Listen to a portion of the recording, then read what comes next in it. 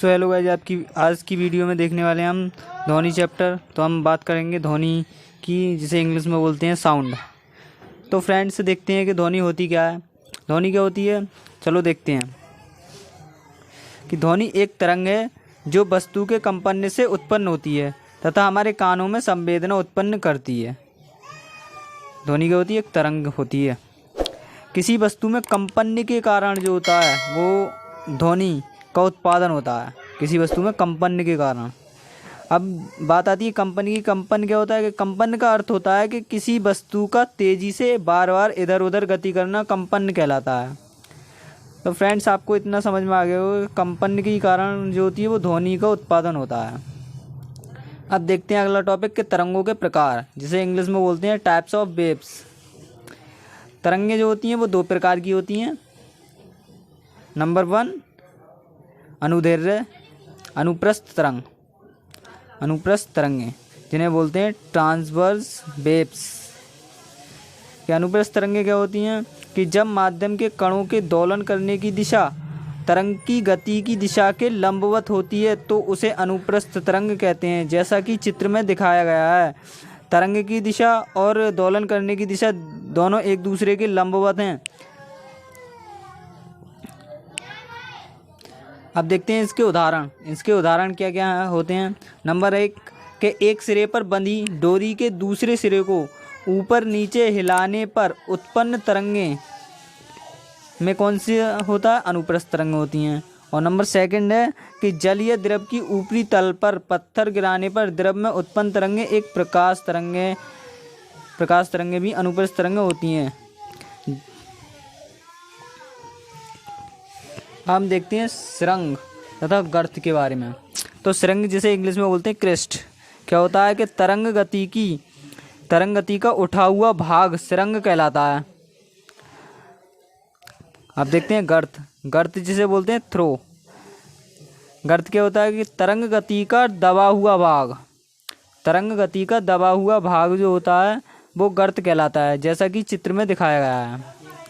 जो ऊपरी भाग है वो सुरंग है तथा जो निचला भाग है वो गर्त है। सो हेलो, आपको इतना समझ में आ गया होगा।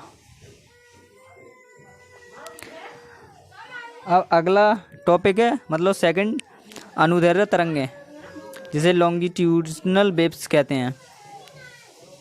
जब माध्यम के कणों के दोलन करने की दिशा तरंग की गति की दिशा की समांतर होती है तो ऐसी तरंगों को अनुदैर्घ्य तरंगे कहते हैं। उदाहरण देखेंगे। उदाहरण क्या क्या होते हैं इसके। जो ध्वनि तरंगे होती हैं वो अनुदैर्घ्य तरंगे होती हैं। हम देखते हैं एक नोट जिसमें दिखाया गया है कि ये तरंगे जो होती हैं वो ठोस, द्रव और गैस तीनों माध्यम में उत्पन्न की जा सकती हैं। अनुदैर्घ्य तरंगे जो होती हैं वो ठोस, द्रव या गैस में तीनों माध्यम में उत्पन्न की जा सकती हैं। अब देखेंगे ध्वनि तरंग के अभिलक्षण। ध्वनि तरंग के अभिलक्षण में हम देखेंगे कौन कौन से टॉपिक पढ़ने हैं हमें। तो सबसे पहला टॉपिक है तरंग दैर्घ्य, जिसे बोलते हैं वेवलेंथ। तरंग दैर्घ्य होती क्या है कि दो क्रमागत संपीड़नों या विरलनों के बीच की दूरी को तरंग दैर्घ्य कहा जाता है। इसका मात्रक मीटर होता है और इसे लैम्डा से प्रदर्शित करते हैं। जैसा कि चित्र में दिखाया गया है कि दो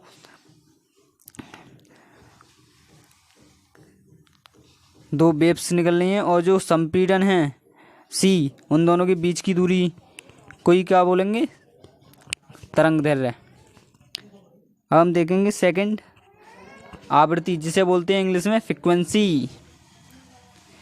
आवृत्ति क्या होती है कि प्रति एकांक समय में माध्यम के कणों द्वारा संपादित दोलनों की संख्या को आवृत्ति कहा जाता है। इसे न्यू से प्रदर्शित किया जाता है और इसका मात्रक जो होता है वो हर्ट्ज होता है। अथवा अगर हम इसकी दूसरी परिभाषा कहना चाहें तो हम कह सकते हैं कि आवर्तकाल के प्रतिलोम को आवृत्ति कहते हैं।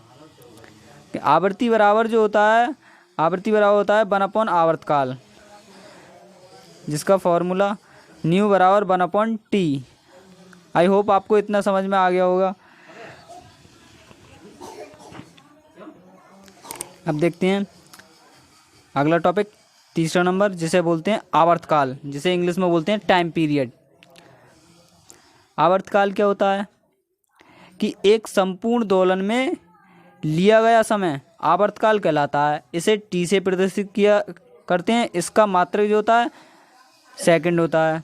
सेकंड मतलब फोर्थ आयाम जिसे एम्पलीट्यूड बोलते हैं।